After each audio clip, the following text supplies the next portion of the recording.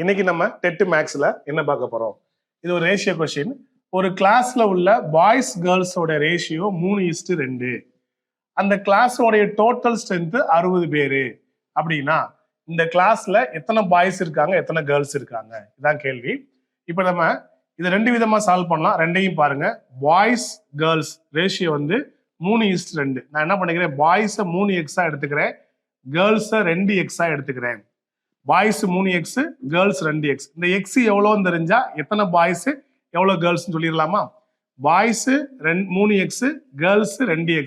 இவங்க ரெண்டு பேர்த்தையும் சேர்த்தா மொத்தம் எத்தனை பேர் இருப்பாங்க? 60 பேர் இருக்காங்க. 3 2 கூட்டினா எவ்வளவு? 5x. 5x 60னா ஒரு எக்ஸ் எவ்வளவு? 60. இந்த இன்ட் 5 டிவைட்ல வந்துருமா? அப்ப எக்ஸோட வேல்யூ என்ன? 12 5 60. இப்ப நம்ம எக்ஸுக்கு வேல்யூ பார்த்துட்டோமா? என்ன வேல்யூ? எக்ஸோட வேல்யூ 12. என்ன கேள்வி கேட்டிருக்காங்க? பாய்ஸ் எவ்வளவு, கேர்ள்ஸ் எவ்வளவு? பாய்ஸ் நம்ம என்னவா எடுத்திருக்கோம்? பாய்ஸ் வந்து 3x. அப்போ 3 × 12 எத்தனை பேரு? 36 பேர். Girls 2x. அப்ப 2 × 12 எத்தனை பேரு? 24 பேர். பாய்ஸ் 36 பேரு, கேர்ள்ஸ் 24 பேர். இது ஒரு மெத்தட்.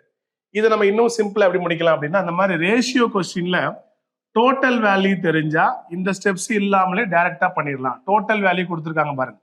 இப்ப பாய்ஸ் கேர்ள்ஸ் ரேஷியோ எவ்வளவு? 3:2.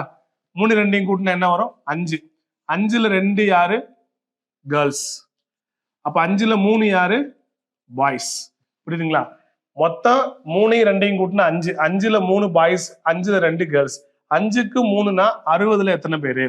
5க்கு 2னா 60ல எத்தனை பேரு? புரியுதுங்களா? இது அடிச்சீங்கன்னா 12 5 60. இது ரெண்டு அடிச்சீங்கன்னா 12 5 60. அப்ப 3 × 12 36, 2 × 12 24. இந்த மாதிரியும் செய்யலாம். ஓகே, டோட்டல் வேல்யூ தெரிஞ்சா இப்படி யூஸ் பண்ணிக்கோங்க. 3:2 5. 5ல் 3 பாய்ஸ், 5ல் 2 கேர்ள்ஸ். 5க்கு 3னா 60க்கு எவ்வளவு? 5க்கு 2னா 60க்கு எவ்வளவு? Okay, thank you.